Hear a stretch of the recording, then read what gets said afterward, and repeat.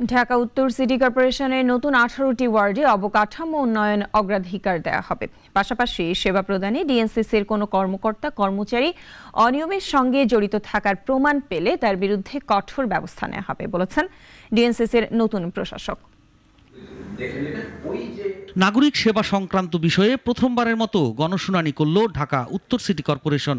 নতুনভাবে সংযুক্ত 18টি ওয়ার্ডের বাসিন্দাদের নিয়ে এই গণশুনানির আয়োজন করা হয়। এতদিনেও সিটি কর্পোরেশনের অন্তর্ভুক্ত হলো না। গণশুনানিতে স্কুল কলেজের শিক্ষক, মসজিদের ইমাম, সোসাইটির নেতা, যুবক ও ছাত্র প্রতিনিধিরা অংশ নিয়ে তাদের এলাকার নানা সমস্যার কথা তুলে ধরেন।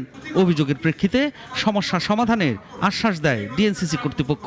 তো ওভারঅল 18 সাল থেকে যদি সিটি কর্পোরেশন আমরা ভোগ করি, আমরা রেজাল্টটা কি পাইছি? আজকে 25 চলে, কোন রেজাল্ট আমাদের কি সিটি কর্পোরেশন 18টি ওয়ার্ডকে কি কোনো রেজাল্ট দেখাইতে পারছি? ট্যাক্স নেওয়া হচ্ছে কিন্তু ফ্যাসিলিটিটা টোটাল দেওয়া হচ্ছে না। আয় থেকে ব্যয় হয়, আপনারা যে টাকা দেন এই টাকা দিয়ে আপনাদের উন্নয়নটা করে দেওয়া, এটাই কাজ।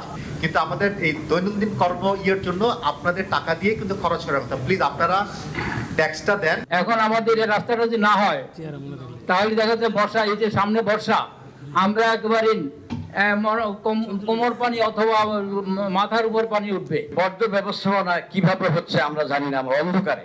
এখন বর্ষা নাই, দক্ষিণ কানে কোথাও কোনো পানি নাই, কিন্তু আমার এখানে আমি দেখাইতে পারবো পানির দৃশ্য দেখাইতে পারবো আপনাকে। পানি ছাড়া এখানে কিছু নাই।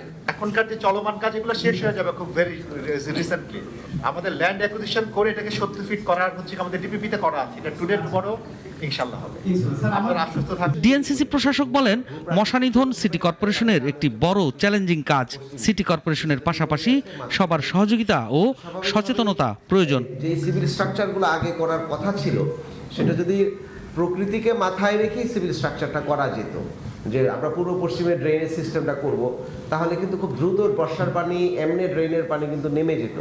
কিন্তু উত্তর দক্ষিণে রাস্তাগুলো হওয়ার কারণে রাস্তার পাড়ে যে উন্নয়ন আগে করা হয়েছে, অতীতে সিভিল স্ট্রাকচার করা হয়েছে, এটা প্রকৃতিকে মাথায় না রেখে করা হয়েছে এবং এটার এখন আমরা এটা কিন্তু এইটার সাজা আমরা ভোগ করতে চাই। নতুন এলাকায় খাস বা সরকারি সংস্থার খালি জমিতে মাঠ ও পার্ক নির্মাণ করা হবে বলেও জানান ডিএনসিসি প্রশাসক। ওয়ার্ডের কোনো মাঠ নাই, কারণ এখানে ব্যক্তিগত প্রাইভেট ল্যান্ড করে।